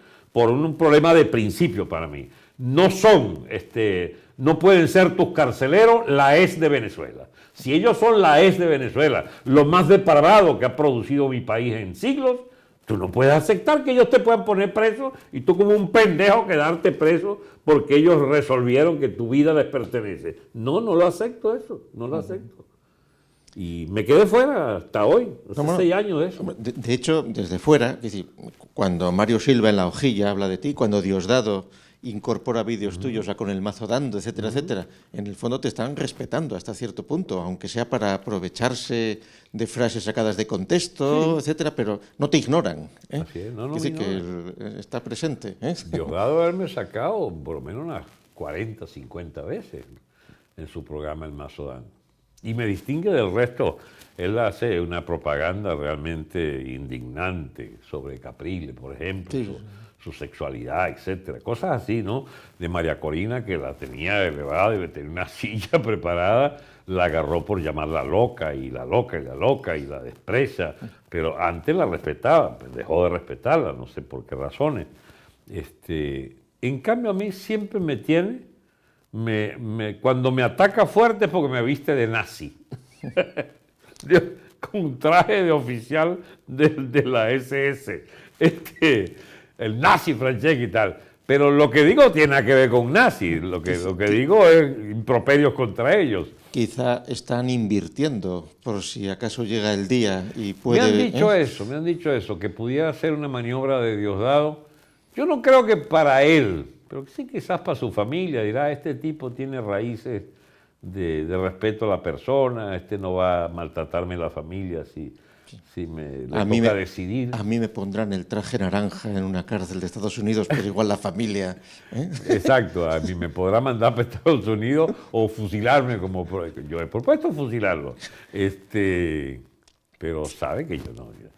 Yo soy de otra raza, Dios mío, y yo no soy capaz de maltratar a una familia por el hecho de haber albergado en su seno un criminal como Diosdado, porque es criminal, ¿quién duda de eso? Tú en estos 5 años en Miami pues desarrollas una labor de activismo y de comentarista imparable. Seguramente el programa más largo que tuviste fue Sentido Común, ¿no? ¿Ah, sí? Sentido Común, que yo por lo que he visto, las primeras entregas eran en una televisora, ¿no? Sí, luego... era una televisora que fracasó, no por mí. Era uno de estos experimentos creo que eran bolichicos, que habían financiado un experimento allá en Miami, gente ligada a Leopoldito. Siempre hay plata de Leopoldito y de bolichicos. Pero no es la que dirigía nuestro amigo Martini. Sí, bueno, y sí, Martini era a su vez contacto de unos bolichicos. Bien. Escúchame, el mundo del dinero en manos de opositores en Venezuela es de bolichicos o asociado a bolichicos. Y hay distintos niveles no digamos de complicidad, porque los haríamos como parte de cosas turbias, ¿no? Hay amistades y hay, solidaridades, etcétera. Sería como pelear contra el capitalismo, qué sé yo. Venezuela, la plata que hay es plata mal habida. 9 de cada 10 bolívares son mal habidos. Salvo las fortunas consolidadas de antes, que también la deben, porque se siguieron creciendo bajo el chavismo hasta límites insospechables. Te voy a poner el caso del más honorable de los empresarios, el señor, Mendoza, de la Polar. Polar ha financiado al Partido Primero Justicia. Alimentos La Polar. Exacto, Alimentos La Polar y la cerveza Polar, sí.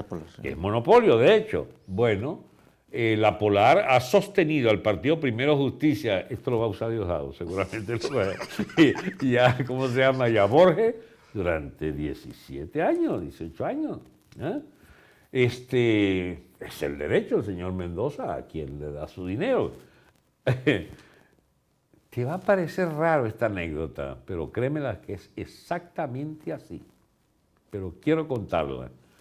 El señor Quique Mendoza, sí, de Relaciones Públicas de la Polar, me llamó un día para que habláramos de una ayuda que quería darme la Polar para la constituyente. Estoy hablando del 99. Y entonces me reúno con él, Quique Machado se llama el tipo, no Mendoza, Quique Machado. Entonces me dice, mira, Franceschi, que te seguimos, etcétera, etcétera. Hay 2 personas que queremos ayudar. La exministro Pulido de Briceño, Mercedes Pulido de Briceño, y a ti. Y bueno, muy contento, ¿no? Caramba. Plata limpia de la Polar para una campaña en la constituyente no es mala idea, digo yo, ¿no? Y entonces, pero rápidamente, la señora Pulido ya murió hace mucho tiempo y efectivamente una mujer muy honorable.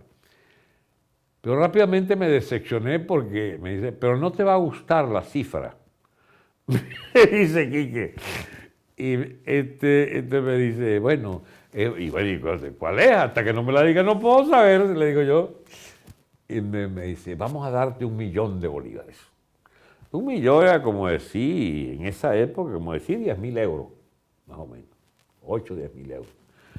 Y entonces le digo yo, no, Quique, eso se lo acaba de ganar mientras tú respiraste allí diciéndomelo, se lo ganó la Polar. No es así un gran esfuerzo que van a hacer. Digo, vamos a hacer una cosa, guárdalo, Eso como que me costó ese gesto de altivez frente a la Polar, me costó que más nunca, ni me trataron ni me insinuaron nada. Pero he aquí una persona que le rechazó a la Polar 1 millón de bolívares de 1999. Viniste a decir, para esa cantidad la pongo yo, ¿no? Y sí era así, yo tenía eso. Ahora, el señor Julio Borges ha sido financiado por la Polar y Primero Justicia toda la vida. Muy bien, pero a lo que iba. Y la Polar entonces es esa correcta empresa que el gobierno hostiga, que reventaron todas las empresas y no pudieron con su eficiencia, etcétera. Bueno, sí, es la Polar honorable, pero la Polar que ha recibido 5.000 millones de dólares en dólares preferenciales para importar materia prima y que gana platales en bolívares. ¿Y cuál fue entonces lo de la Polar? La fortuna que tenía el Grupo Polar en dólares la fue invirtiendo en plantas que consumen arepa, que consumen la harina de maíz que todos los venezolanos emigrados consumimos en el extranjero. Harina pan en Colombia, harina pan en Estados Unidos, aquí debe haber en España harina pan. Ajá, ¿y qué más? Bueno, que mientras tanto en bolívares la Polar duplicó sus plantas en los tiempos de Chávez. O sea, mal no le fue a la Polar. Y ese es un modelo de empresa. Y es seguramente donde no hay corruptelas.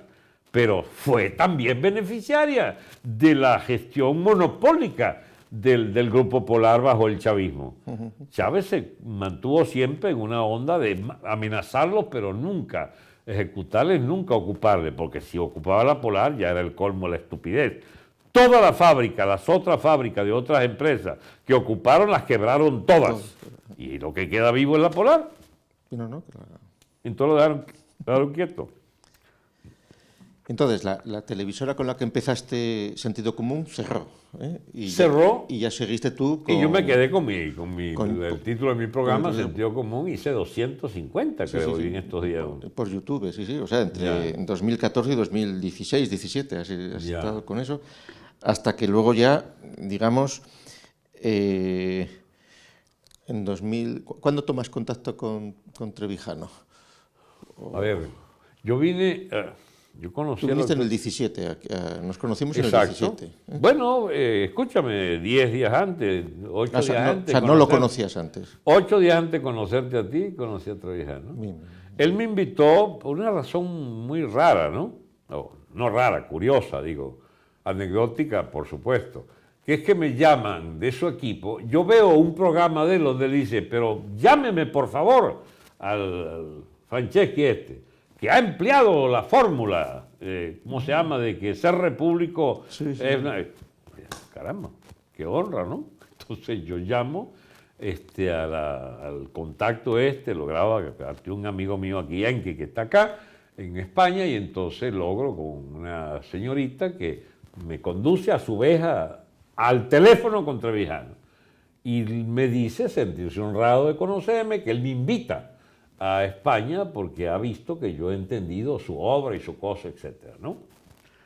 Y entonces me invitó, yo vine. Y estuve efectivamente como 8 días con él. Fuimos entonces al acto ese que se hizo en defensa de la lengua, español, etcétera, el español. En Santo Domingo de la Calzada. Santo Domingo de la Calzada. Vino también el filósofo Vuela. Alberto Vuela de Buenos Aires. Y vine yo. Ahí conocí a Hermann Terz, que estaba allí también. Y mucha gente valiosísima que ve en esa cosa. Y entre los valiosos veo que estaban ustedes ahí en Santo Domingo de la Calzada. Bueno, nosotros no estábamos con... No, yo sé que tenías un evento particular en Santo Domingo. Nosotros todos los veranos, en la tercera semana de julio, tenemos un curso de verano desde hace 15 años con la Universidad de La Rioja, un curso de filosofía de verano. Y es de lunes a viernes. Y curiosamente Trevijano organizó esa jornada sobre el español el viernes y el sábado. Y a mí el jueves por la tarde vinieron a verme 2 personas del entorno de Trevijano a invitarme a comer al día siguiente con Trevijano. Y ahí es donde tú apareciste saludándome como si me conocieras de toda la vida. Exacto. Yo a ti no te conocía. Yo no, es más... No estaba en tu radar.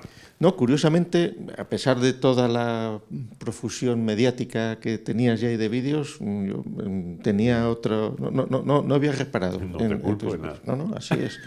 Habías hecho mal la propaganda. y sí que me sorprendió que en aquel mismo momento pues ya me dijiste que habías visto las teselas, los vídeos, bueno, y luego fue muy curioso porque comimos en el parador tú estabas yo creo que con Humberto, ¿no? Con Humberto. Sí. Estaba Alberto Buela, al que yo conocía. Alberto Buela hace unos años en esta misma sala estuvo hablando. Y entonces nada, comimos allí y cuando íbamos caminando al Teatro Calceatense, donde se celebraba el evento por la calle, nos encontramos con Axel Juárez. Mira, y tú le reconociste, claro, por los vídeos, por los vídeos. Me dije, claro, que fue una casualidad, bueno, una cosa de estas raras, ¿no? Y a don Tomás García. Y a don Tomás, sí, que los reconociste por los vídeos al verles, hombre, tal, le saludaste ya directamente. Eso demostraba que tú sí que tenías vistos los vídeos. Sí, era fanático del grupo ustedes. En realidad, mi paso por la opción española que significaba Trevijano supuso un gran acuerdo de amistad, de lealtad personal a la lucha del doctor Trevijano, quien reconocí que era una persona de altísima calidad personal, intelectual, etc., y que me dio la oportunidad no solo de ser su amigo, en muy poco tiempo nos tomamos mucha confianza mutua y me invitó a su casa, estuve en su casa muy atendido también por Elena, su asistente, y conocí a algunos de su grupo, toda gente muy buena, muy excepcionalmente, digamos, en la óptica de una manera distinta de ver la política. Sí me di cuenta, ya desde conocerle personalmente, que en lo de España habían divergencias fundamentales por la tesis de ellos, no solo del estado de partido, que efectivamente es un diseño teórico muy pertinente, muy significativo, sino que también se corresponde a lo que nos será muy útil para Venezuela, calificarlo como estado de clientelas partidistas, etc. Entonces el lenguaje común sobre todo lo que hace al análisis del Estado era bastante similar. Cuando eso se transformaba en propuestas tácticas del grupo de él, en lo de romper la boleta y más o menos abstenerse de participar de cualquier manera en lo de la lucha política en España, tenía serias dudas. En lo que también había coincidencia en que él peleaba por la unidad de España y me explicaba por teléfono que había logrado entrar en un acuerdo con Denaes y con ustedes que iban a participar en un evento nacional, en una marcha, no sé, un evento nacional. Y me pareció extraordinario porque era algo así como, bueno, los dos segmentos de pensamiento español en los que yo quería tener cada día más confianza y cercanía, coincidían en lo fundamental de la defensa de España y del hispanismo. Bien, pasa el tiempo y estando planeado ya que volvería yo a España, murió.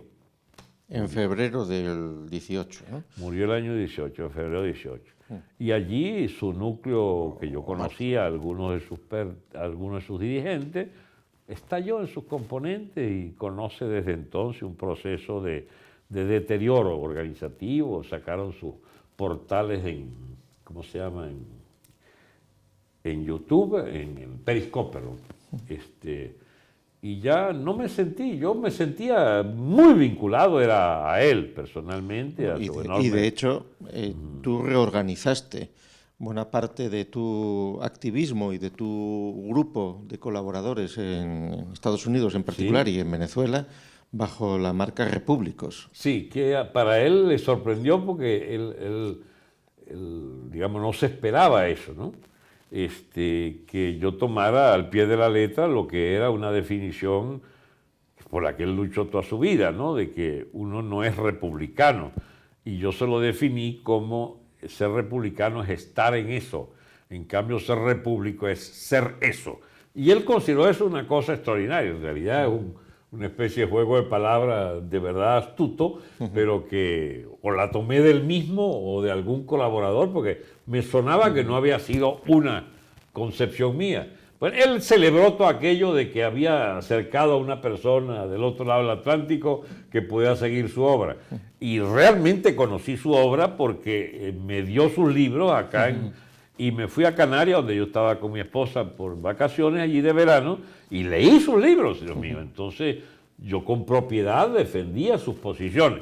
Cuando armamos los repúblicos esto, digamos, por el tono sugerente que tiene, que estamos entonces por fundar nuestra democracia bajo los cánones originales de la democracia americana, con separación de poderes tal como él me enseñó, incluso de manuscritos de Miranda, Francisco de Miranda, nuestro precursor, y de cómo efectivamente lo de Hamilton y lo de los padres fundadores, pues con ¿cómo se llamaba aquel periódico? El de Hamilton. Bueno, no recuerdo. Acuérdate, cada vez que voy a acordarme algo. ¿El Federalista era? El Federalista. El Federalista. Bueno, esos periódicos eran vitales, pues la formación del pensamiento originario de la democracia americana montada sobre la separación de poderes. Y una cosa que de verdad a mí me llamó siempre la atención, el pensamiento de él. Democracia norteamericana. Sí, norteamericana, así es. Una cosa que me llamó la atención del pensamiento de él es esa insistencia en que habían 3 grandes revoluciones, 2 de las cuales fueron revoluciones por la igualdad, la francesa y la rusa, y la yanqui, la norteamericana, era por la libertad. Me pareció, aunque sea una simplificación, me pareció una cosa sugerente, explicar las cosas a partir efectivamente de que la herencia histórica de estas revoluciones de Europa rusa o ¿cómo se llama? ¿Cómo se llama? Francesa o incluso la española, la que disfrazaban de revolución, la guerra civil de la República, eran revoluciones de verdad igualitaristas. La alemana también del 18, 19, 23, en cambio de tinte marxista todas, ¿no? Y que la norteamericana tuvo esa patente especial de ser una revolución que ponía la libertad en el centro. Yo le ponía no en dificultades, sino a que me explicara eso de que, siendo que era la revolución de la libertad, 60 años después de la revolución de la libertad había esclavismo, y siglo y medio después todavía estaban los negros peleando por sus derechos fundamentales a ser libres. Y él me explicaba cómo los propios norteamericanos no eran conscientes de la grandeza inicial de su propia revolución. Llegado a ese punto, se ve que no había ningún fetichismo respecto a aquello y que nosotros tendríamos el derecho también a pensar que, bueno, era un pensamiento en elaboración, por supuesto, lo que podíamos hacer en Iberoamérica. Con ustedes me pasó distinto, que yo entendí tempranamente con ustedes como la tarea de la emancipación en América hispánica dependerá de nuestra comprensión de que todo viene, para decir un término muy feo, pero es el mejor que se me ocurre, es una independencia malparida que viene de 1821-1830, nacido de la invasión napoleónica a España y del surgimiento de república que sin la contradicción, la dialéctica de imperios no se explica, porque es Inglaterra la que incita, financia, arma, colabora con fuerza física incluso al proceso de la ruptura del imperio español en América, y después es que entonces he seguido estudiando el carácter absolutamente progresivo desde el punto de vista histórico que significaba no el colonialismo español, que no existió, sino aquella noción recogida por la Constitución de Cádiz, que éramos españoles a ambos lados del Atlántico, para no incluir Filipinas, que también lo era, y entonces encontrarnos ahora con lo que, no sé, debe haberle formulado alguien mucho mejor que yo, de que estamos en un final de una etapa histórica que se ha cumplido los 2 siglos de la República de Venezuela y de la República de muchas de estas naciones iberoamericanas, que ahora se ve a las claras cómo definitivamente esto está mal desde el origen mismo, y de que habría que replantearse para el futuro de la civilización, eso que podríamos llamarla mito y todo lo que se quiera, pues ese proceso pues, que ha cumplido la humanidad, ese otro mito llamado la humanidad a lo largo del siglo. ¿Qué es lo que hay que hacer para hacer viable una república que, como en el caso de la nuestra, está en finiquito histórico? No sabemos si ya está liquidada, por ejemplo. Vamos a terminar esta sesión para hacer una última sobre qué hacer, pero antes para nuestros amigos y sobre todo también para nuestros enemigos, para que ya tengan toda la información. Un año después de que nos conociéramos en Santo Domingo de la Calzada, el año pasado, en 2018, vinieron 2 repúblicos al curso de verano. Eran 2 bueneros, más bien. Bueno, Humberto y Carlos. 2 personas muy brillantes, pero ahí ya nos plantearon a nosotros vuestro proyecto para el que nos pedisteis colaboración de la Escuela de Gobierno Francisco de Miranda. Y entonces en eso estamos. En eso estamos. Y entonces terminamos aquí esta parte de la conversación y hacemos un último tramo después. Ok, perfecto.